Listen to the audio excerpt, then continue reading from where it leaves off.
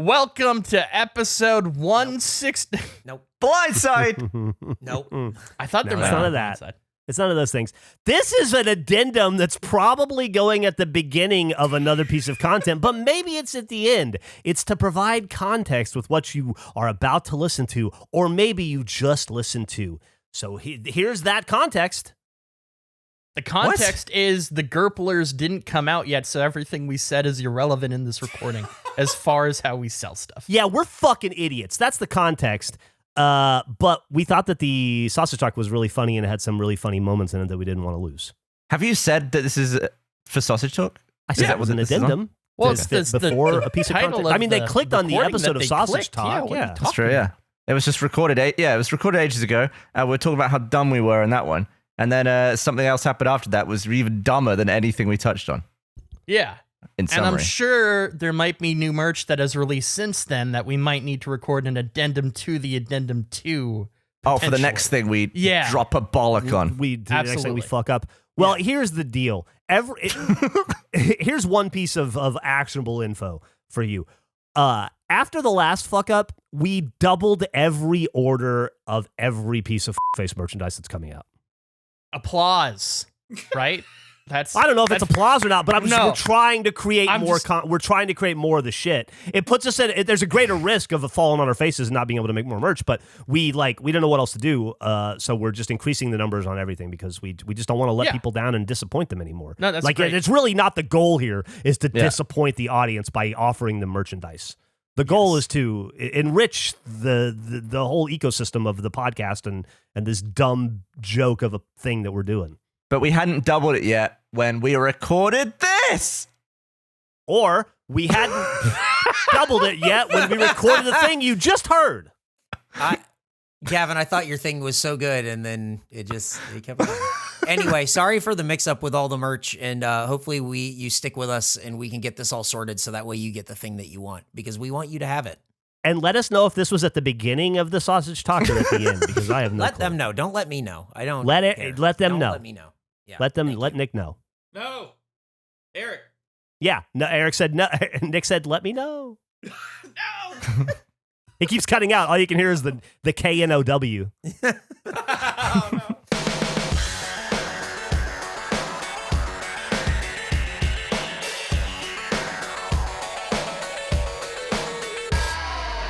Hello and welcome to another episode of Sausage Talk. It's everybody's favorite show behind the show. It's where we talk about the inner workings, the business end, the things that we don't talk about that aren't appropriate to talk about in the comedy of the podcast face. But we give a little bit of insight for those out there in the world who want to see very literally how the sausage is made. A peek behind the sausage. A peek behind, a peek through the casing, as it Maybe were. inside the sausage, not just behind. In. Man, I was looking at we go deep. I was looking at recipes last night. I wanted to cook some sausage, and anytime the recipe says to remove the sausage from the casing, I'm out. I just that seems. I don't want to deal with that. That's gross. You don't want just move on to the next one. the ground meat. No. No. I would just buy ground meat sausage then. Like it comes that way. To me, why would you sausage- buy it in a casing and then remove it from the casing? The whole point, you're buying the casing too. It's like throwing away half the food. I thought Yeah. sausage was the format. I thought it was but then you buy, here, you get sausage in a disc. You can get a sausage in a disc, yeah. Yeah, That's it's a not a patty. sausage. That's a sausage It's a patty. sausage patty. That's just pork. Sausage patty. Well, That's not a always different pork. thing. It could be beef. It's a different Or beef. Just call it beef patty, pork patty. Tiny patty. It's not a sausage. It's all sausage, dude. It's not a sausage unless it's in a sausage. Wait, the sausage is the casing? So did you guys think that when we said sausage talk, it was literal, or Yeah. That's I'm the actually problem. more. That's the let's do this. problem. That's the problem with us. Is that and this is where sausage talk breaks down. Is we're not smart enough, and everything is a dumb joke. We all could the time. easily do 15 minutes on literal sausage. Everything is always a dumb bit. Okay, look, we want to talk a little bit this week about merchandise. We've had a couple of high-profile drops that have hit recently. We've had some reorders that have hit recently. We've actually done 3 runs of the Protected by Falcons and the No Scrumping signs, which I never thought we would revisit, but we did. Eric's shaking his head. He didn't want to at all. He was against the reorders. I'll be really honest about that stuff. Yeah, absolutely. But they were relatively easy to make. They're quick turnaround, and there was a lot of demand, and I wanted people to have another shot at them because it turns out the numbers that we ordered them were pretty low. And that's something that's caused a lot of consternation with some members of the audience. There are a lot of us out there, a lot of people like in sneaker culture or in collectible culture, whether that be sports or coins or Pokemon or whatever, who appreciate the hunt, right? Like a lot of the joy of getting a new pair of Air Max 1s or whatever it is like the search and the work you have to put into to get it. I'm not trying to make anybody work, but I'd be lying if I said that I also don't appreciate that level of consumerism. Like it's a lot of fun for me. That's why I've been collecting shit since I was 15. Eric's having real trouble with his phone right now. Doesn't matter. I'm trying to get this. Well, the timer died within 30 seconds, so I'm trying to set up another timer. But that's not really why we do what we do. We make stuff in low numbers, and sometimes not everybody gets it. First off, I just like to say, I think that's okay. I don't expect everyone to buy everything we sell. I think that would actually be irresponsible. I'm not asking anybody to spend that much money. What I would like is to create fresh new merchandise. Let me be clear. Let me take a step back even before we get to that point and say that merchandise is a cost of doing business. We have to create merchandise to sell. There are a couple different ways that a company makes money in the entertainment industry. Ad sales, direct or otherwise, are the lion's share, at least with a podcast.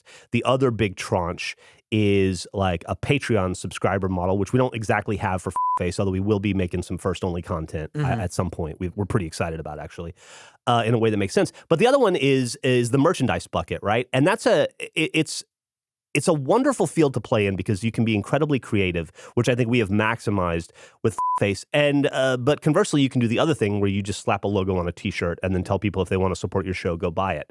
And I did that for 20 years in Rooster Teeth, right? It started, I don't know if people know my history with Rooster Teeth as a co-founder, but I created the first store, the first web store, and ran it. I created the second one. I created the third one, which didn't last very long.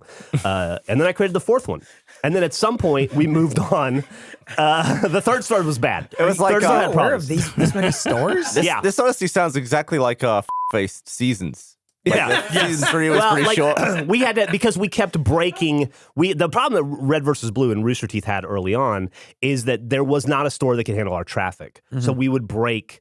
We would get, everything was geared up towards DVD launches. Back then, DVDs, we would sell hundreds of thousands of DVDs when they would come out. Like season 3 just dropped. We have to sell 100,000 DVDs via the web store today. There was not a web store that existed that could handle that load. I think I got the first one. Gavin was there for every bit of this as a community member and then eventually as a coworker. I was always fighting Hobby. Yeah, it was always you and Hobby trying to be FERT. And eventually we took Yahoo down. I mean, it was like, I've told that story on the RT podcast before, but like we had, I think season 4 of RVB launched and we crashed Yahoo's web services for their e-commerce services. And so I can't take credit for where the merch department is now, which by the way, if you don't work in this industry, I have to tell you, the Rooster Teeth e-commerce department, the people that work there are some of the best in the business at the level that we're at. Like they are really phenomenal. They do tremendous work. And they've built an amazing machine over there. But I bring this up just to say that I helped build that over the last 20 years. I haven't had a lot to do with it in the last 7 or 8, but it's something that's very near and dear to me. It's very important to me. It's kind of like, I always talk about like Millie is my first child and Achievement Hunter is my second. And I guess KFace would be like my 5th or 6th kid. But somewhere in there, like my 3rd kid would probably be the merch department and our e-commerce. Something I take a lot of pride in, and Eric cannot keep that phone up. They're honestly a great service department in that a lot of the time I feel like we can throw something out and it feels like we're the only department at Rooster Teeth in terms of how quickly they can get stuff made and turned around and on the shelves. Well, you're absolutely right, and they are a great partner to have. And I call them partner; we're coworkers, but we are partners in these things, and they're a great partner to have because I think we're a great partner for them. In that we try to provide them new, creatively challenging, different and interesting merch ideas at a pretty rapid fucking pace. So the way it's operated is a lot of it is left to the merch department, the e-commerce team, to create new stuff and come up with new ideas. And then with, it kind of started with Face Jam, and then with Face, I started working very closely with them. And that's when a lot of this started, where it's like, here's new ideas. And they were very hungry for like, oh my God, you guys have ideas? Yeah. And now it's Tony and Tobin and Ari and Natalie and Aaron and Mia. And we have like a team that works really hard to come up with the dumbest fucking shit I've ever seen made here. We just saw the magnet of Jeff's refrigerator. Oh, it's so cool. It was a room of people going, this is fucking awesome. Tony walked in like he was holding a bar of gold. Oh, and yeah. he said it's because it's the one of one prototype and he didn't want to drop it. But that's partly because of the relationship we've formed. See, these things don't work in a vacuum, right? Rooster Teeth is a huge company with a lot of brands. You mentioned Face Jam, that's another brand. We have Red Web, we have All Good No Worries, we have Achievement Hunter, we have Funhouse, we have all these different Rooster Teeth as a brand. They all need merchandise. They all have merchandise needs. That all goes through Tony and Jeff and Aaron and Michelle and Tobin and all those people, right? And so they have to prioritize. They can, like, they're a pretty robust team, but they can only work on so much at once. And I'm not trying to sound like a dickhead, but I want them to work on our stuff before they work on anybody else's, right? Like, that's the point of that's how you run a show. But like, but you're right to want that too, because the stuff that we're making is the stuff that excites them. Yes. So they also want to work on our stuff above and beyond the other things that they might be making. And it's just a matter of like, okay, unfortunately, you're third in line. And that's just the way, just by size, that's the way it works. And sometimes that happens. But if we demonstrate that we hit home runs, I'm talking at an East Austin, at a shape, 105 degrees, 40-mile-an-hour pitching machine, home run after home run after home run. And we hit those home runs. It gives us a lot of flexibility and a lot of trust in that department, so that when we come to them and we say, hey, we want you to make a slop-a-clock clock. And they go, like a working clock that says slop-a-clock? And we go, yeah. They go, we'll get on it. And by the way, we have a slop-a-clock coming out at some point, and I'm very excited about that. I've heard all the numbers are in the right place. there was a problem with the 10 and an 11. But Gavin was the only one. I had no idea. I didn't say it was wrong because I was like, oh, is this like a part of the joke? Like the 11 is on the 10? And I was like, is that supposed to be there? And then you were like talking about something else about the clock. I was like, yeah, but the 11 is in the wrong place. But a lot of why it's important for us to sell out is because of the flexibility it provides and the trust it provides us. I don't think people realize, especially when you deal with all the products that the company has in the e-commerce department, in the store, that all lives somewhere. It's housed in a warehouse. Right. Every day that a piece of merchandise is in that warehouse, we lose money on it. I'm not trying to get like boring and too granular, but you have to think about it like this. I'm gonna throw some dumb math out. Gavin, I'll need you to help me because I'm bad at math. Let's say we made 500 covers. Or 500 albums. Gavin grabbed his phone. God, you're not gonna need that. Let's say we made 500 albums. And we made them for $10 each. And I'm not counting pressing fees. I'm not counting if they have to make a mold like they did with the magnets or any of that stuff. We make 500 records. It costs at $10 a pop. That cost us $5,000. That's our investment that Rooster Teeth, we went to Rooster Teeth and said, hey, please spend $5,000 on these records. And they go, okay, we'll trust you. We'll spend $5,000 on these records. We sell out at $15 a pop. That's a 50% profit. That's better than we usually get. But that's easy math this way. $7,500, right? Bam. Day one, we made $7,500. We recouped our $5,000 investment, and then we made a $2,500 profit, right? If we thought, well, maybe we'll sell 700, maybe let's buy 1,000 to be sure. We've now invested $10,000. Let's say we sell 800. That's way more than 500. That's really cool. Except we've recouped, how much money is that? You told me to put away my calculator. How much is 800 times 15? 8 times 15. Hang on. I could do this in my head, but but hang on. Where's my calculator? Okay, oh God. I opened calendar. Oh my God. I really thought $12,000. $12,000. Yeah. Okay, that's great. So we've now spent $10,000. And you're saying there's 500 less in profit. Yeah, there's something less in profit, but we're still stuck. We've basically broke even, but now we're stuck with 200 albums that are just sitting in the warehouse. And what happens is we have to pay for them to live there every month. That's not a lot, Right. but it adds up. And the longer that they're there, the less money we make. The longer that money is tied up in that facility, like literally. And so then when we come to Tony or those guys and say, hey, we want to make a bunch of kitchen magnets that are refrigerators that are also magnets that we can put tiny magnets on top of, they go, that's a great idea, but sell through those 200 albums that you're sitting on first, which means I then have to go back to the audience and I have to now hound you to buy it, right? Because here's another thing, people only buy shit the day it comes out. People aren't going to the Rooster Teeth web store every day to just casually browse what new face merchandise is there. I will say sometimes, though, it's on us where we, just with how we record stuff, we're not always the best at letting people know when things are there. 100%. So, like, the skateboard was something that didn't sell super well initially on launch, and then we're like, oh, nobody's buying these, and then it sold out like 4 days after we had that conversation. I think the bigger thing with the skateboard is it didn't really come from content. Though. Yeah, it was just like a cool idea that we liked. Yeah, but it didn't, because I feel like we're never trying to just come up with merch. I feel like a lot of our best merch doesn't ever start with that intent. It's just a funny bit, like a sign. And that's why when it's like rooted in content, that's the stuff that will go apeshit compared to face skateboard that we didn't really talk about. That's the theory of face and what I want to do with face in general is I want the merch that we sell, because we have to, like it's the cost of doing business. I want when somebody buys something, I've been thinking about this off and on my entire adult life, but when I was a roadie for this ska punk band back in the 90s, Catch-22, I would sell their t-shirts and their DVDs. And kids would come up to me and they would buy it. They would want to buy a t-shirt. They'd be like, I want to get a medium of that shirt. And I'd go, we're all out of medium. I'm sorry. And he'd go, well, what size do you have? And I go, all we have is extra large. It's way too big for you. And he goes, I don't care. I want it. I just want it.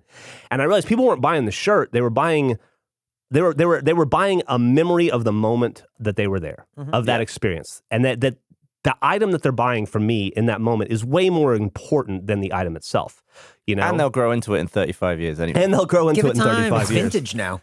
And that always stuck out to me. Like people they don't necessarily want the merch. They want to they want either a memory or they want to touch the thing. They want to be a part of the experience, right? We discovered that again in Achievement Hunter with the moonballs and then with the socks, which was, we joked around about it a lot, but it was me I decided that people would buy socks if we sold good socks. And then I argued with the merch department. Different people ran it back then, wonderful people too, for 6 months. And finally, I started talking about it in content so that people started asking about it so that then I could go to them and go, you have to let us sell it. And then socks became a huge thing. Suddenly, all Rooster Teeth wanted to do was make socks for a year. It was fucking annoying, right? I couldn't get them to listen to me. And then suddenly all they wanted to do is sell socks.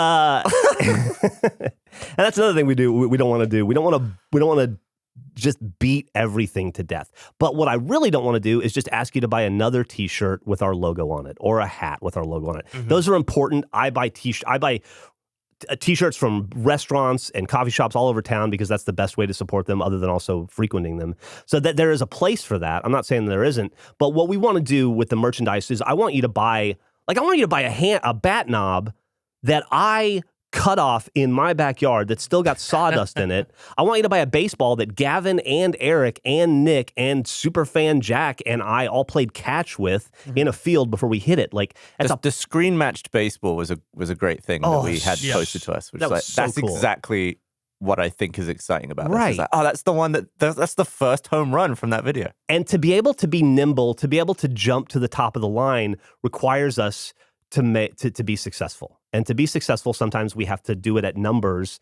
that allow us to be successful. I do want to expand the fair. I want to offer more. Like we joked around about this kitchen magnet. I think that's a product that we all believe in, that we think the audience is gonna really like. And I hope so, because we are taking a big swing on that one. I think we ordered 2,000 of those, which is way more than we ever order. But we just couldn't make them for any less.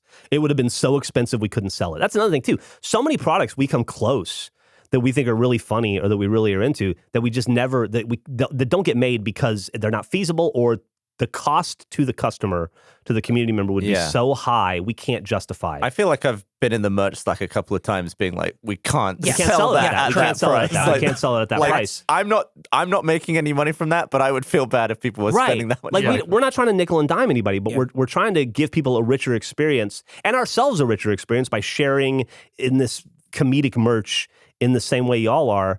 And I said earlier, I don't want everybody to buy every piece of merchandise we make. I think that's way too much. I want you to buy the ones that you the most identify with, that are from the funniest moments to you, or the moments that you latch on. And I want that to be a thing for you. Like if you have a fucking face poster in your house, or a face t-shirt on, or an Ian t-shirt. Man, Ian's a little different, but just a face t-shirt. And somebody goes, "Hey, what's that?" And you go, "Oh, it's this podcast. You should check it out." And they go, "All right, whatever." I get recommended 1,800 podcasts a day. I don't give a fuck. But if you go into somebody's house and there's a clock that only has an 11 and only has a 5 on it, and it says "slop a clock" on it, and you go, "What the fuck is that?" And somebody goes, "Oh, let me play you a clip," or let me tell you why that I want that. I want people to have that experience. I want people to come to their house and go like, why is there a kitchen fridge magnet on your fridge that also has magnets on it? That also opens like That a also fridge. opens. It has an apple in it. Why an apple? And you go, "Well, do I have a story for you about apples?" You know, that's my theory behind merch. One other thing I wanted to mention: people have said, "Why don't you take pre-orders? Why don't you take pre-orders?" We did. We've done it many times in the past. It's a fucking nightmare for a myriad of reasons. Why and is I'll that? tell you why. You're only legally allowed to take somebody's money for so long before you give them the product. We always ran afoul of that, and then it creates a customer service issue because invariably, if you pre-order something, a percentage of the people decide a month in or 3 weeks in, "Oh, my money's better spent elsewhere. We have to issue refunds and go through that." And that's fine, but it creates a layer of customer service for a percentage that didn't exist. And with the way the world works now, I'm not confident buying anything and telling you when it's going to come in. Yep. I would hate to tell you, we printed a bunch more Gerplers. You guys pre-ordered the Gerplers. They'll be in April 15th, and then have to go, I'd send 3,000 emails out to go, there was an issue in China or wherever we're getting this made, and the supply chain broke down, and now we Suez don't Canal. exactly know when it's going to come. And then we're running afoul of government regulations, and it just becomes a huge clusterfuck. That's fair. Yeah. That's also, by the way, people love like those not Patreon, but what are the one where you like what are the websites where you go and OnlyFans? No, That's yeah, it. there you go. Yeah. Where you say like, "I want to make this keychain," and you give me like Kickstarter? Kickstarter. Indiegogo? Yeah, that's all Kickstarters are. Is Yeah. pre-order machines. Yeah. It really is. It's a way for people to take that pre-order money and then have looser dates on when they can return the product, because it's illegally dubious and difficult to hold on to people's money after you take it for a very long time. Tesla and I just Cybertruck? don't like it. I don't want to take your money and not give you something for a week, let alone a month or 2 or 3. I've done it many times in my history running the Rooster Teeth store, and it's never been worth it. We don't put it on sale now until it's in hand, and we've been working really closely with our e-commerce team to make sure that's the case. And then the record people got like 2 days later, which was insane. Yeah, that was crazy. That was like, did you see that too, Andrew? Where it was just like, "Oh yeah, it's here." Yeah, I couldn't believe it. Where I seen like the next day people being Yep. like, look at the record arrived. And it's insane. It's crazy. We lost a lot of regulation listeners over the record. They became comment leavers. Absolutely. They're and still around. and I'll be the first one to say, like, I don't think anybody thought we were going to sell out that fast. No. Especially on this record where it was 2 years in the making from inception, from like the initial idea to here and now it is on sale. And to me, I know that people are excited about it, and we're excited about it, and we're repressing it and everything. Gavin just got his. I just got mine. No. Yeah. Yeah, I think we're just still in the. We can't quite believe that dedicated portion Yes. of the Yeah. of audience And I don't- and is I- much bigger now. We're still living in like season 2 numbers when Yes. really we're in season 98, Yeah, and it's time. And I don't want to like admonish a fan base for being, Supporting us? Yeah, for being fervent in Yeah, want. absolutely. I think that's great. I'm Yeah. glad you want it. And I'm very quick to say like, "Oh, we're not going to reprint this." And then seeing how fast it sells out, it's like, "Oh, we have to. We don't have a Yeah. choice." I will say that I still am firmly in the camp, and I'll lay out my opinion. It is not my show. This is your guys' show, but I'll always give my opinion on what I feel is their best course of action, and I was ready to move on from the joke of the record. I know that people wanted it, and I know people still want it, and I know, but we're looking at something that is like, this is a great piece, and it's very cool, and I'm ready for the next thing, right? And I know that other people aren't, but I am.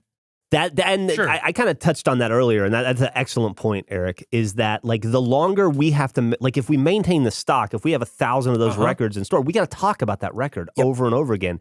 And I don't want to live, I mean, I know sometimes it's ridiculous. It took us 2 years to get it made.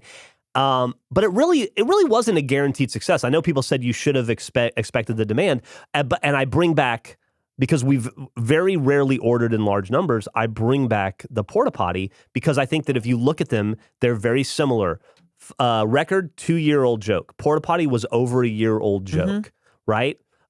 Funny to us, I would say the Porta Potty was a way bigger moment in the podcast and more relevant than that vinyl ever was. Yeah. Also, both equally useless. The record... The record is legitimately, and somebody got mad at me. I said it's in a worse format than you got it online. I'm not saying that records are shitty format. I'm saying that it's sped up like 2%, and we had to cut it a little bit so to make warm, it fit. you know, like yeah, it's but so, it is warm, and you hear the recorded crackle digitally, and you It's put it a on product. a vinyl. It's not it's like- mixed for vinyl at all. You're literally Was it like listening. an MP3 or something? Yeah. I mean, That's the way. it's so funny. Like the point of vinyl record is that this is mixed on big speakers and it's meant to be listened to in this format. So we all recorded digitally. Nick mixed it down on headphones and put it on a vinyl record. And that's the thing. It's an episode that's readily available in better quality right now for free online. We pressed it into a medium that most people that's obsolete and that most people don't have anymore. But it's back like the mall. Well, I mean, it's definitely in a like a huge collectability phase right now for sure. But so I just don't think it was a guaranteed home run that we were going to sell 1,000 of those things. Episode 16 For episode 16, podcast? which I'll be honest, I don't remember why we picked episode 16. It was so long ago. There's nothing. It's all the 16s. We did a bunch of episode 16s. Yeah. This was the first of them. We didn't there's no special, it's the episode. Yeah. How much would it cost to create the face rich audio edition where we put every single episode on an individual vinyl and make a giant box set for a 1 of 1? Nick, start speeding them up. But again, I appreciate when everyone's excited about this thing. And then I'm going to speak from just personally. Don't talk to me about it. I don't know what the fuck you think you're going to get, but it's not me going, oh, dude, you want a job here? Like what? I understand what you're saying, but as a regulation listener, who are they going to go to? Not me. They can go to me. They can go to someone else. They don't go to me. Go to Jeff. I've been so adamant about this. When we did the baseballs thing and the amount that I had to deal with, I texted Jeff later that night. I said, I never want to do this again. I don't think we should release any more merch. I don't ever want to do this again. That's my big fear here is that Eric is a tremendous resource and we're wearing him down. Don't go to me. Talk to me. Just go to me about it. It's It's not fine. that hard. It's hey, fine. where can we find you on social media? You don't have to. Don't. Leave me alone. Do you know how many people I had to block and unblock with this fucking vinyl record? Get real. Leave me alone. What were they saying? Hey, how come I didn't get one? Hey, it didn't go on sale. How come it sold out so fast? That's me blocking and unblocking. I don't do it. I'm simply trying to get it to you. There's nothing else I can do. Eric's knocking over everything. He's stomping around. But I guess the bigger picture, the 10,000-foot view, is that we are overwhelmed with the support for the podcast. It's fantastic. In general, let alone via merch. We're trying to do something deeper and honestly a little richer in terms of the interaction between us, the merch, and the audience. We want it to mean something. We want it to be way more than a Caboose messenger bag. Honestly, so seriously, that I made a bunch of, and I made a bunch of money off, or a Bow Chicka Bow Wow t-shirt, or Why whatever. are you listing stuff that I bought? That stuff is great, and it helped build. It literally helped lay the bricks that built this company. I'm not denouncing it. I'm just saying that where we are after 20 years of evolving as a company, where I want to do something different with the audience that I think is better for them and better for us, and it helps elevate the show. When you can put the content in your hand and fuck around with it, it's different. It's true. I think we should. Well, what's funny when we pick an arbitrary number that we think something might sell when we're just like completely guessing, is it funnier if we sell out in 2 seconds of something and everyone's annoyed, or if we massively overorder and then we have 800 fridge magnets in Eric's office? The second that happens, Going in the fucking trash is where they're going. the second that happens, the face merch train just grinds to a halt. Yeah. It's like chug it. And then new ideas we send to them and they're like, We'll talk about Q3. what about these magnets? And I know what people are going to say. I know people, but we're not there yet. And how come, why not just do pre-orders in that case? And why don't we do, how come you don't know? And why don't, isn't that what your department's for? Yeah. And they're making their best guess based on something that is such an outlier from what is, there's no other podcast that is doing what this does in the way that it does. Like Face Jam does weird merch. Yeah. We have a little monkey that's going to sit on your shoulder with a magnet in his butt. So you have a little monkey that you can take around everywhere. And I decided yesterday we are stealing that. And then he immediately fucking stole the idea. Immediately. What would be on our shoulder? What do you think? It's so fucking good. It's better than their idea. It is. It makes sense. It sucks. It's so good. It's so already working on it. Falcon. You can walk around being protected by a falcon literally on your shoulder with the little cap on. So you want to sell another magnet? Yeah, but it's like a shoulder magnet. We've sold a shoulder magnet then. We've sold a fridge magnet and a bread clip magnet. It's true. Are we a magnet podcast? We might be. We might be a magnet podcast. Andrew, how do you feel about this merch stuff? Well, it's a lot. Like, as Jeff brought up so many great points, I think in terms of like, and you as well, of not wanting to be stuck necessarily on a specific piece of merch and also wanting to maintain that feeling of collectability. I think it's so much fun to like chase after something, and the reward of getting that is a great feeling. I think it's also maybe a consideration for us of maybe finding the line of where more people are getting it as opposed to not, like finding that sweet spot, which is, as you said, really difficult to do. The sweet spot is, I feel like, everyone who is refreshing the page at the time we said is going to come out can get one. Yes. And exactly. And I will say, I want to let you continue, Andrew. I will say that that's what I thought the vinyl record was going to be. I thought, I'm like, oh, we'll sell this out. With the number that we ordered, I do think we'll sell this out. Yeah. Did I think it was going to sell out in 200 seconds? Nobody did. I thought, oh, we'll give everyone will have about probably 20 minutes, half an hour to get in and grab this thing, because that will be the demand, the want for this thing. There's no way it sells out. Like, if you would have told me, this thing sells out in 8 minutes, I would have been like, no fucking way. No fucking way. There's no chance it does that in 200 seconds. I don't want that.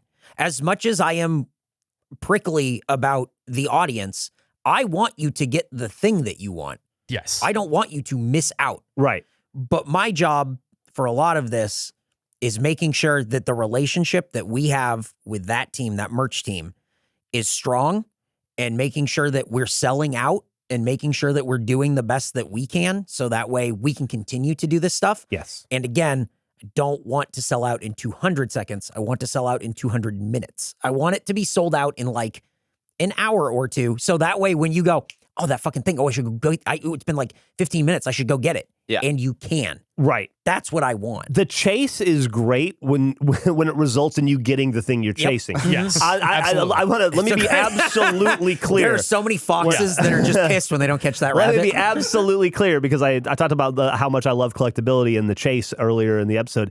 I'm not trying to frustrate our audience. No. In any way whatsoever. And I'm certainly not trying to frustrate the audience who doesn't like the chase. Yeah. Who just wants to give us $10 and get the fucking thing that they want. Exactly. I get that. And we're trying to find the sweet spot. But as the podcast grows, sometimes it grows faster than we realize. Yeah. And it's hard to explain.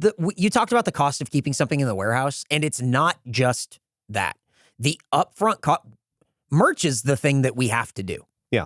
That is the company-wide, and like that's what you have to do as a company. You release merch. You make money on merch. Boy, you don't make a lot of money on merch. Right. Is what I've learned in the last 2 years. We are like with stuff with like Face Jam and everything, where we just fucking kill it.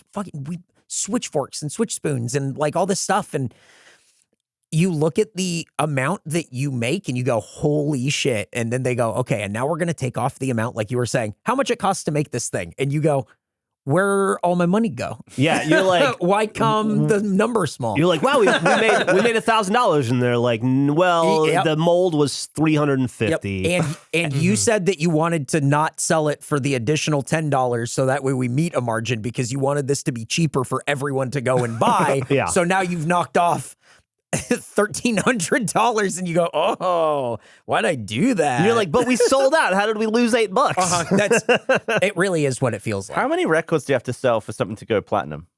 half a million? And so we're almost Or is that a million? we're so close. What is the lowest? Is it bronze? Let Is me there look. a bronze Let me- record? let me Like, look. what's the lowest? Has a podcast ever gone platinum? Oh, that's a great question. We should go platinum.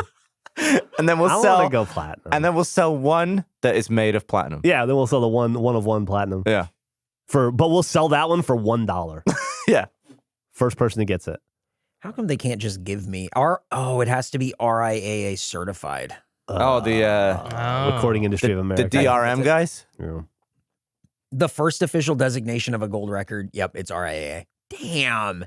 That sucks. Yeah, Well, it's got to be like sound scanned probably. yeah. Well, can we say we went Gerpel? We can definitely say we went Gerpel. So we're happy to announce episode 16 went Gerpel. So we have to create our own. We need a frame. This could just be for our office. You know, when a record goes gold and they have we need a Gerpel vinyl to put in a frame, and it just says, this episode went Gerpel. Oh, that's 500 units sold. That's so fucking I want to great. make that. That is so fucking great. Oh my God. That's awesome. So that's kind of like the long and short of the merch stuff. If you listen to that and that wasn't entertaining to you, I'm sorry. But that was stuff that we have to say for the people who will write me diatribes and I don't want to read them. And that was inside the sausage. Yeah. That's it. That's and what the sausage talk There is. you go. And but at the end of the day, it's like we're trying. We understand that specifically with this record, but with a lot of stuff, sometimes we don't order enough. There are specific reasons why we don't, but we're trying to be a little more liberal with our fault tolerance, I guess. Yeah, I think in the same way that by supporting the merch, it allows us the freedom to create really dumb, ridiculous stuff and pursue those.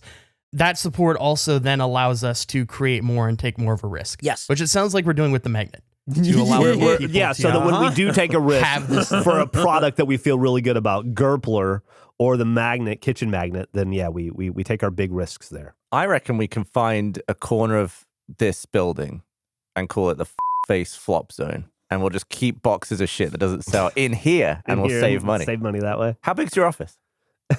I got moved, so bigger, but for me, smaller. You want to work in the flop zone? Absolutely not. Just surrounded by comment lever shirts.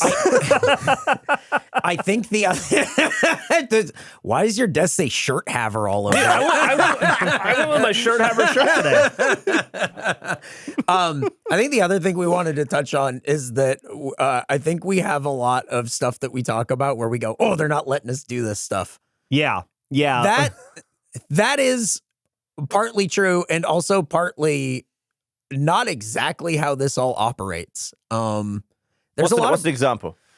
I guess break show is a thing that we want to do weekly, and then I think we figured something out now. Yeah. But to get to this point, so much had to move and change to make sure we could get on the show floor for X amount of minutes for a time to have a set to go live against the other stuff, because shockingly, there's other things at this company that are being made. So it's not just, this one person isn't letting us do this thing. Departmentally, I have to work with Nick to make sure we have our bandwidth is good, so we have something that we can edit and post or whatever. Then I also have to work with our regular post-production to make sure there's a video component for some of this stuff. Then I have to work with our production team, Shane and the like. I have to make sure I work with Tyler Stab to make sure we have things in the budget. And that's all just from like the production side. None of that is from like the creative side. And does this fit in with like what we're trying to accomplish and what we're doing? Right. It's not just like, when we go, oh, they're not letting us do this. That's us being reductive on purpose. Yeah. I hope that you understand that and you're not going, oh, I can't believe he's doing this to them. Who's it at? Is it Hannah or Jordan? Let me at him. Yeah. I'm so angry.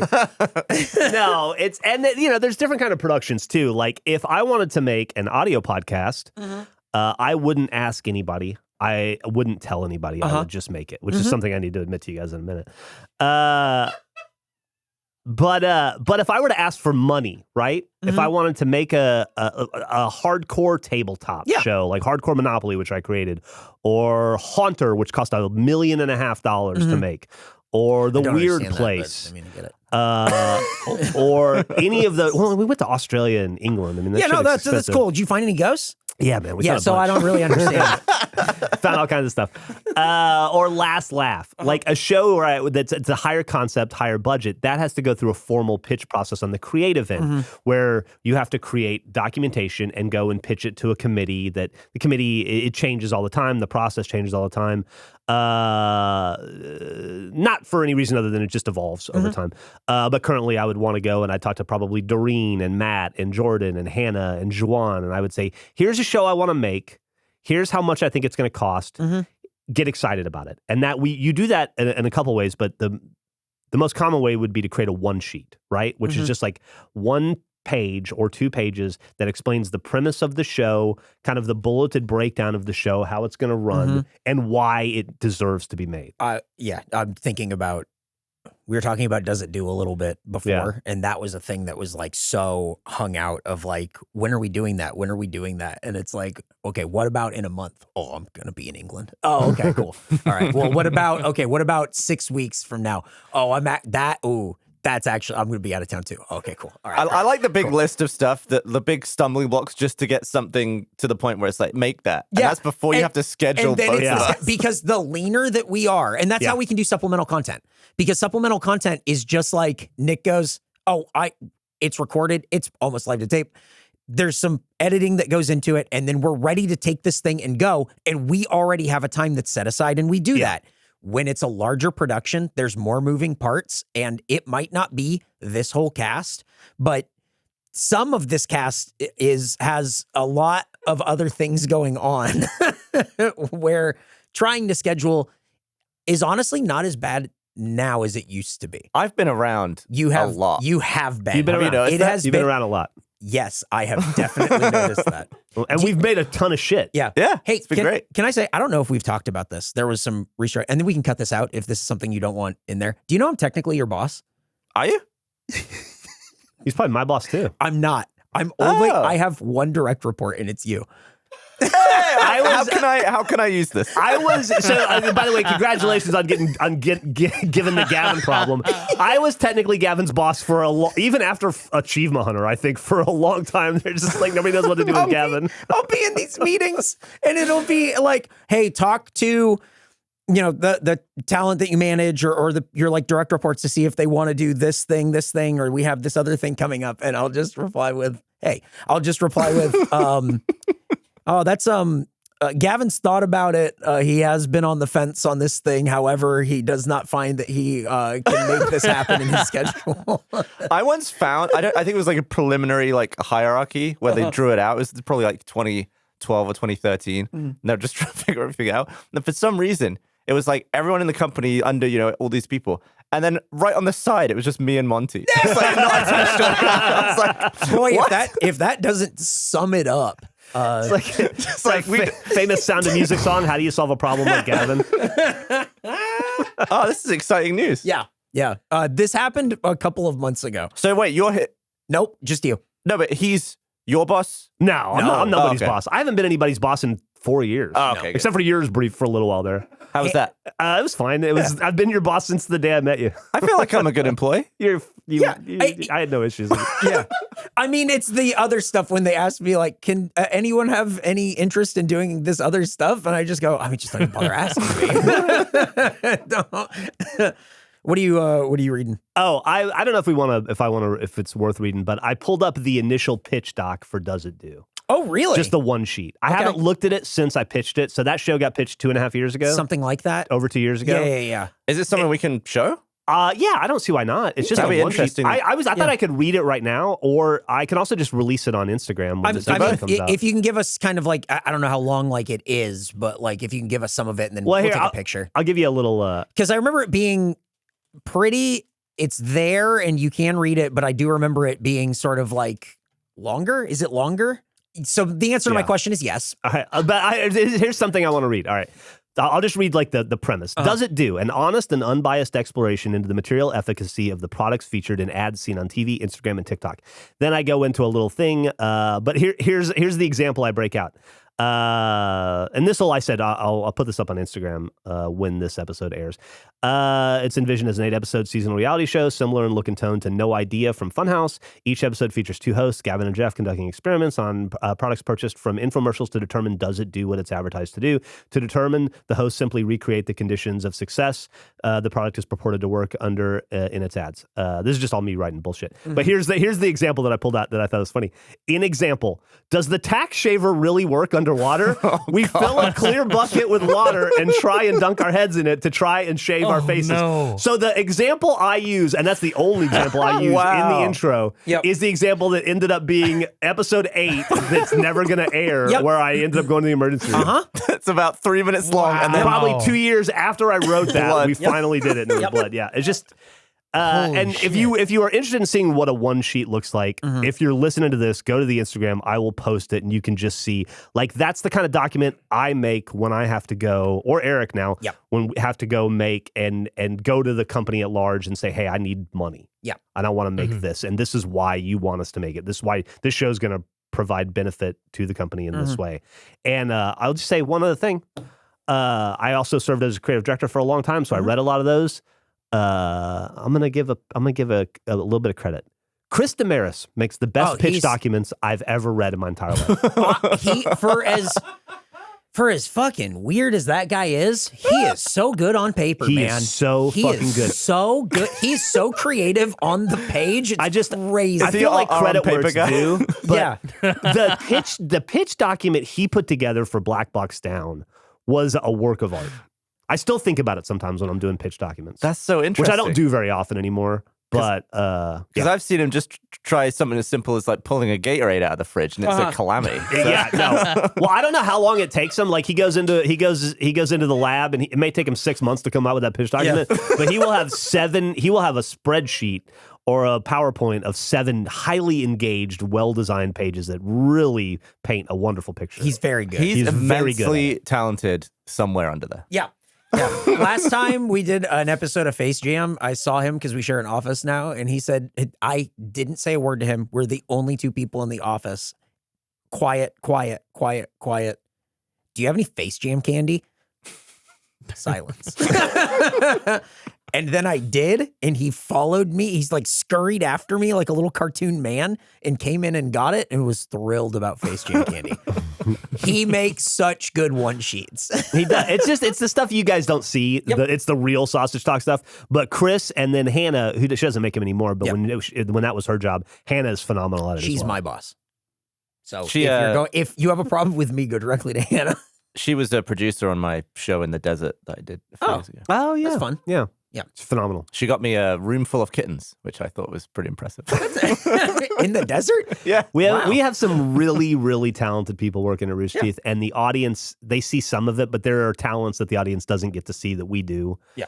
And people like Hannah and Chris are... They won't let us make it! We've also, I think we're trying to work on, because I've sent about 75 really mingy slacks about it, but I can never find our supplementals on the site. Yeah. I got word that should be fixed in the next month and a half. So by the time this is out, that's hopefully fixed. But we will see. I've been raising a fuss about that. Yeah, I think it's just because we're Also, not. It's not in a season. Who owns facepod.com? I don't know. Is that something that? I don't know, but I bought a new domain yesterday.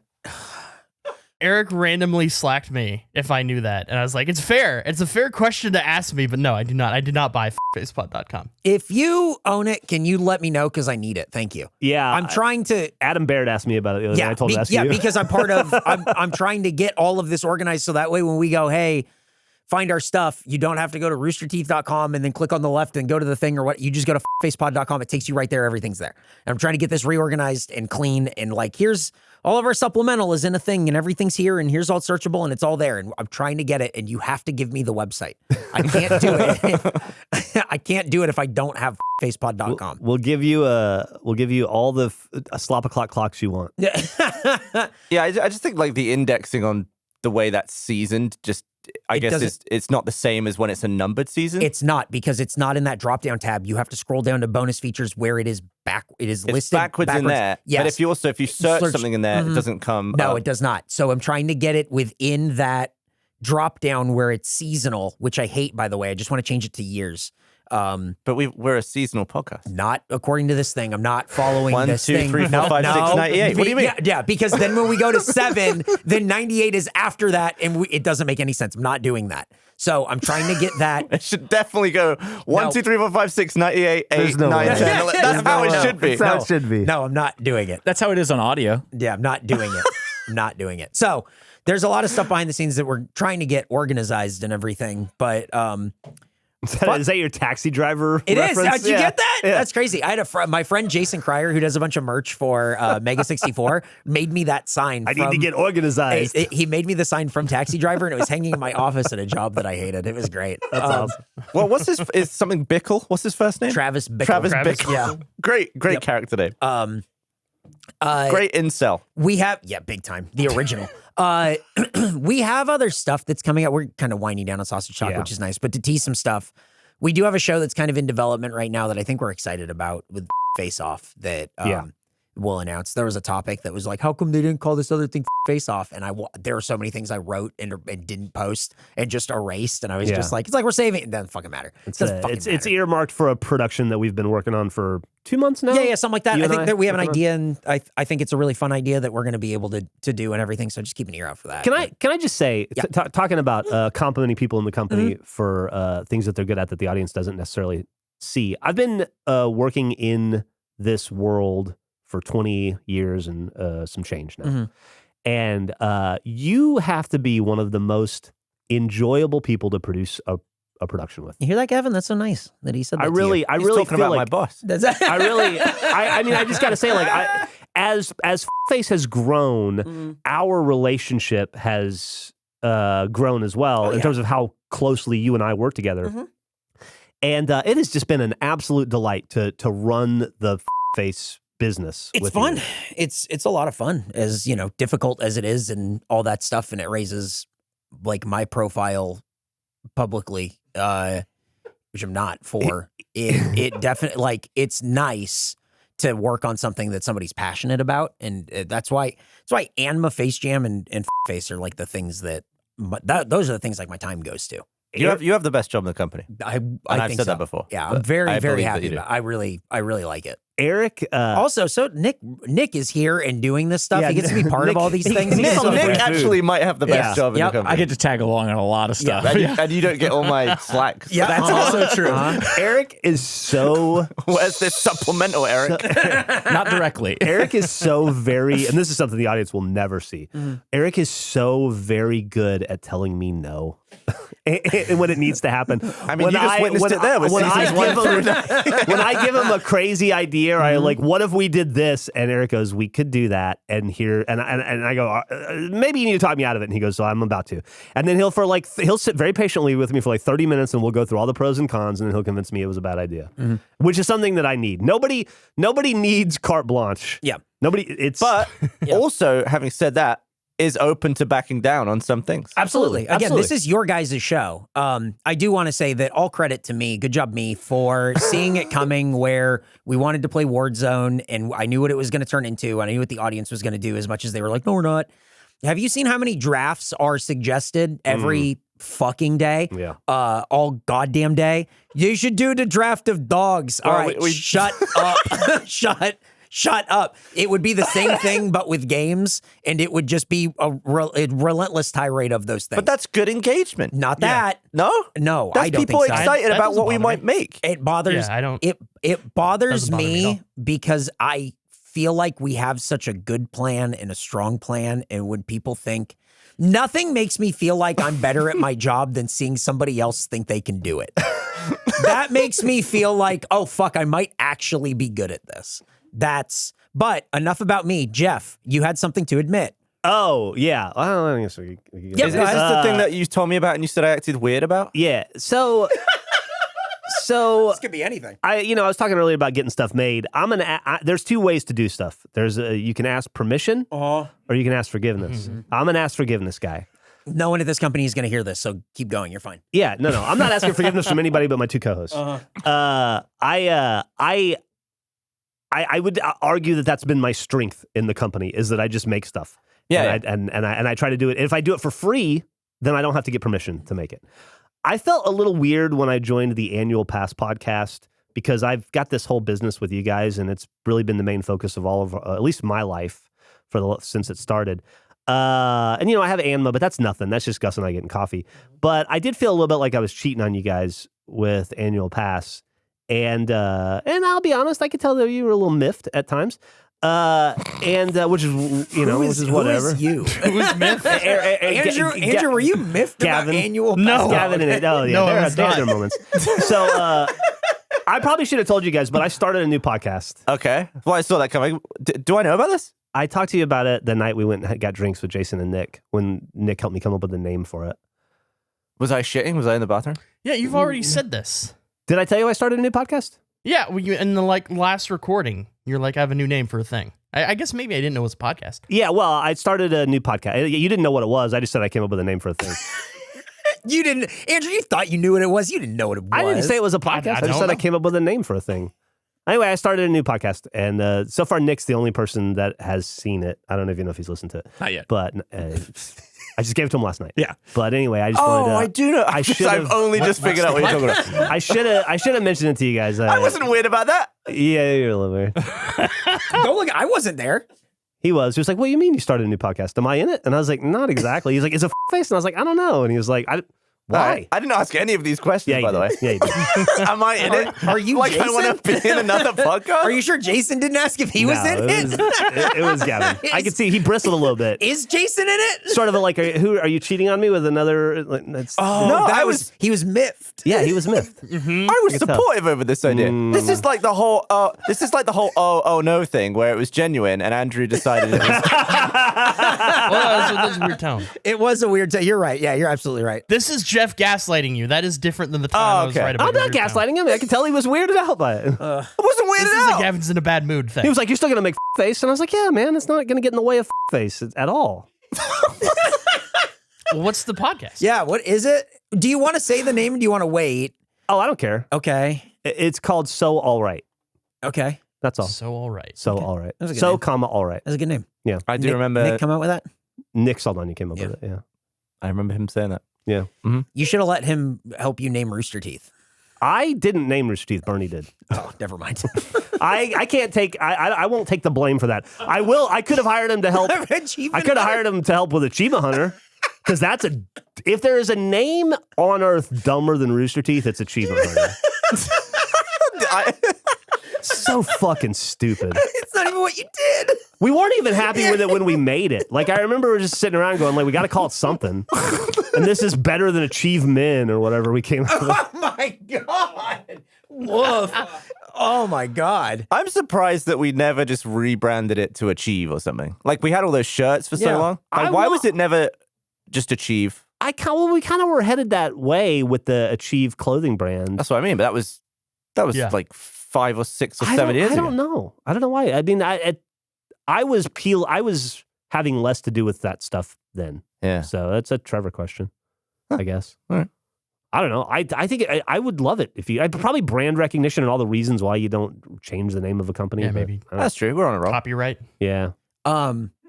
So is this a thing people can listen to? No. Or Eric, why are you being so weird about just Sorry, I didn't It's mean. not real miffed, Eric. Didn't mean to be miffed by my question. I'll release it at some point, I think, if it's good enough. Okay. It's got to go through Nick, and then it's got to go through you, and then it's got to go through Hannah, probably. and Okay. then- Here's what I'll say. No, it doesn't. We can probably just put this out. But I don't want to put it out if it's not any good. It'll be good. What is it? It's just me. It's just Oh, my yeah, it should it's come just out. my solo podcast where I talk about things that. And this is where Gavin got a little miffed the other night. I was explaining to him where I talk. No, it's fine. It's okay. I was explaining. Where I talk about things that aren't appropriate, that don't really fit with Face or with Anma. Like Anma, I have a specific lane. I can go nostalgia and Austin. That's great. With Face, there's a comedic universe that we've built, and there are things that are appropriate for that comedic universe and things that aren't. And things that aren't particularly funny, but I just find interesting, don't really work in to Face. And I was explaining a story to Gavin, and of this rabbit hole I went down over this band and how I was wrong about it, and he thought it sounded that's like so Face, interesting. but I don't think it did. Did your eyes I glaze think- over, or was it? That's almost an interesting sausage talk point. Like, I know we're wrapping this up, but like, what is face? Like, to me, anything under the umbrella of face is really just passion and enthusiasm for like whatever that thing is. I don't think there necessarily needs to be a comedic tone to it. No, but I think it needs to fit in the universe, and there are things that just don't. Maybe I thought it could have passed. It could have been face passing because you just exude face by default. But yeah, I Yeah. see what you're saying. I feel like there is a ton of stuff that I have no outlet for. Like, you know more about cameras and shutter speeds and focal length and the law of reciprocity and how high speed photography works. That would never be appropriate to talk about on Face unless there Right. was a specific comedic reason for it. I think I was But actually it's something talking. that you're exceptionally well versed in. I ended up talking about lenses on an episode of Face, and I had to stop myself. I was like, "Wait, what am I doing?" Yeah, right. I mean, I mentioned that my book ended mid-sentence, right? Yeah. And I talked about that Kafka book that ended mid-sentence, but I'm not going to talk about Kafka on Face or, get deep into like existentialism and Sartre or something. Like, that's just not appropriate. But that is stuff that's interesting to me that I do want an outlet for. And part of the problem with the way I've structured my life in post-pandemic is that the only time I talk to other human beings is on podcasts. Mhm. So if I don't talk about it on a podcast, I just can't talk about it. I feel similarly in that I've always had a lot of outlets for stuff, and I could always make a very quick decision. Like, is this a story is it a face story, or is it something I could just mention in passing on the RT podcast, or is it even less than that, and I could just throw it out in like a random Let's Play? Mhm. But I've lost so many of those outlets now that I do feel the same sort of like, there are now things that I would talk about, but I have nowhere for them. Right. But I also don't want to make another podcast, so I'll probably just not do anything. Well, I'm getting up there in age. I'll be dead soon, so I gotta get all these words out while I still Working on can. it. Yep. I was just going to say, that's what I think sort of supplemental as we do more, like viewing the office days as like blocks to do supplemental stuff. I think it's sort of an interesting space to mess with those. Mhm. And I guess I never really considered supplemental.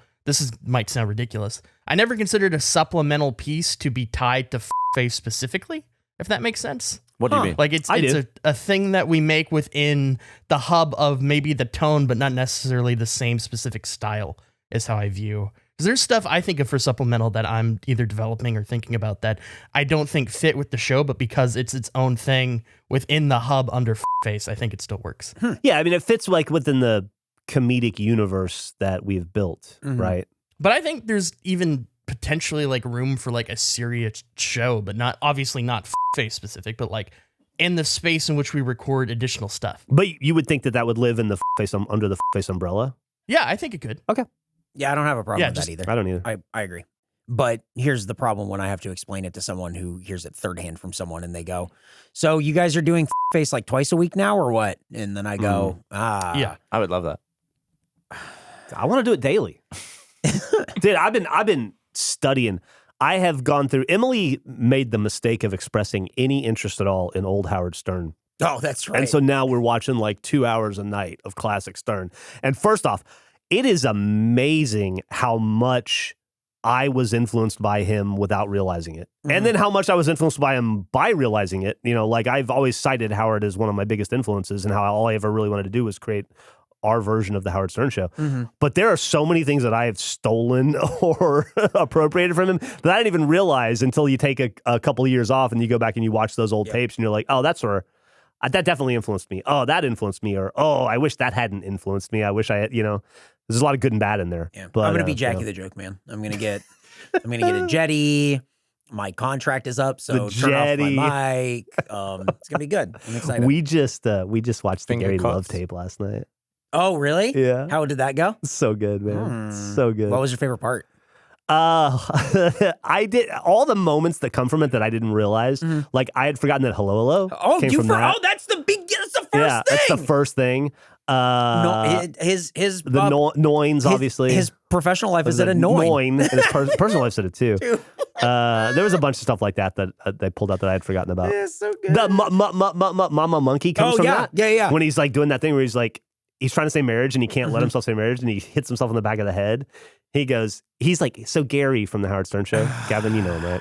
Producer of the Howard Stern Show, the Eric of the Howard Stern Show. Oh, it's true though. He broke up. He got dumped by this girl. Yes. Yeah.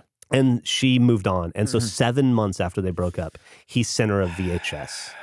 Like she wouldn't talk to him. She wouldn't speak to him. So he made a Brutal. 10-minute VHS. What they did, the Howard Stern Show, that was so brilliant was when they found out it existed, they were like, you've got to bring it in, you got to let us watch it, we'll have a showing. And Gary's like, there's no way. And he's like, we'll pay you. They raised like 20 grand, Yep. 18 grand from listeners. They'd let the listeners come in, and then they had a showing with these like 8 listeners that all paid like 2 grand each. What year was this? And then 98? Oh, Boy, I think it was wow. before that. 96 maybe? Yeah, I mean, it was 97? like it's like KC's there. Yeah, so it's got to Southern be right around John's that. there. It has to be right around like the mid 90s. It's got to be right at the Fuck. end of Jackie. So good. Yeah.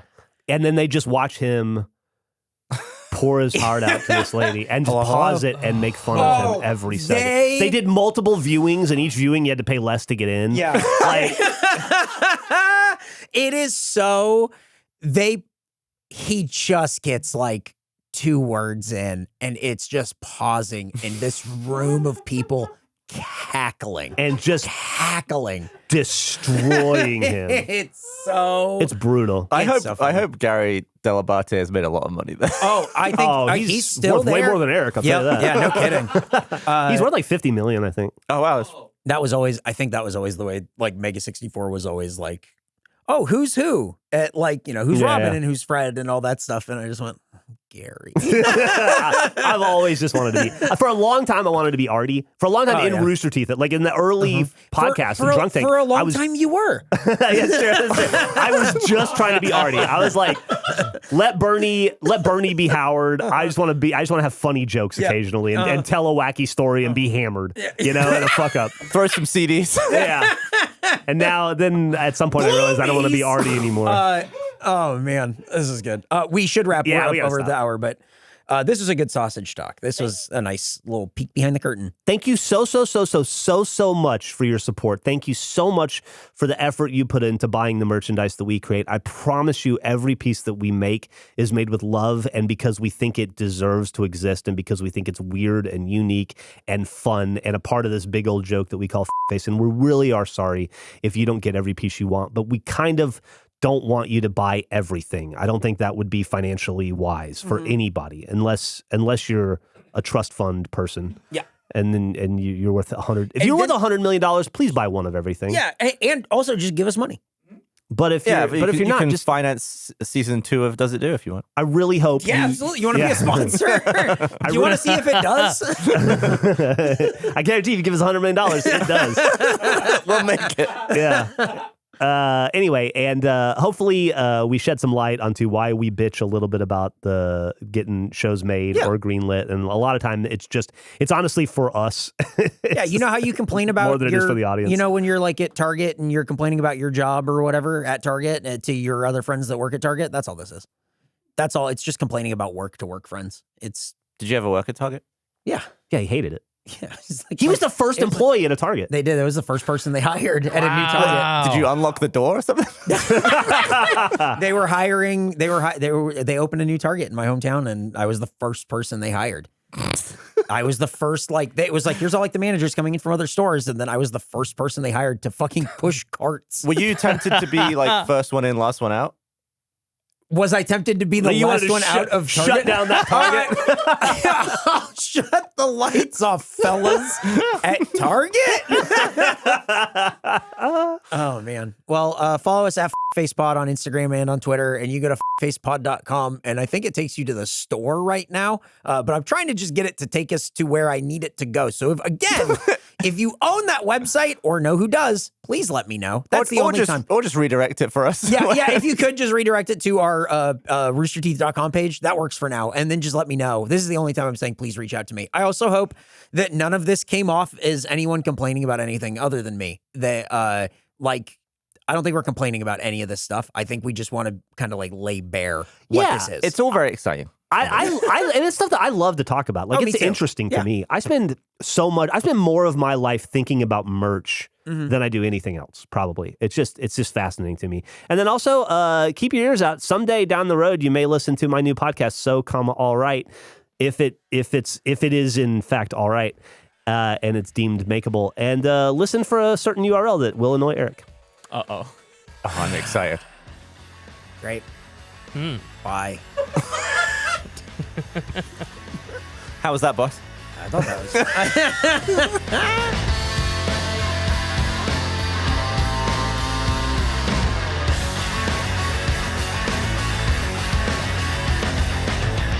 Hello and welcome to the addendum of this supplemental piece of face content. No, we recorded so long ago that the a lot of the content on this upcoming Sausage Talk is no longer up to date, let's say. And superseded by more stupidity. Yeah, Gavin I is like going the to break first it one we down did. for you now because he wants to make sure he's clear. Oh, you ahead, pretty Dan. much covered it. Well, why is this? Well, it's just shorter and neater, wasn't it? Than the No, other it's now one. you got not. two options. The other one was way better than this. Ah, use the first one then. Sod it. What if we do one at the beginning and one at the end? okay, and then that's a good. couple? Okay, so Nick, the first one that we did, put that one at the beginning, and then this one where we tried to do a second take, put that at the end. There you go. And just so people know, the break show is returning. It's on Mondays. I don't remember which Monday, but check your Mondays. Monday, August 7th at 4 p.m. every Monday. Just keep looking at those Mondays and let us know where you heard about the show, because we teased it at the end of one episode, the middle of another one, and now in the addendum to this. So What a mess. This sucks. I'm now on board for number 2 of the recordings. Number 2 is, I think, very good as well. They're both strong. Let us know which one you preferred. The before addendum or the after addendum? Oppenheimer made the atomic bomb, y'all. That's just crazy. Time. That's it. We're done. Thank you. Thank you for listening. Goodbye. Did you guys know Barbie made the atomic bomb?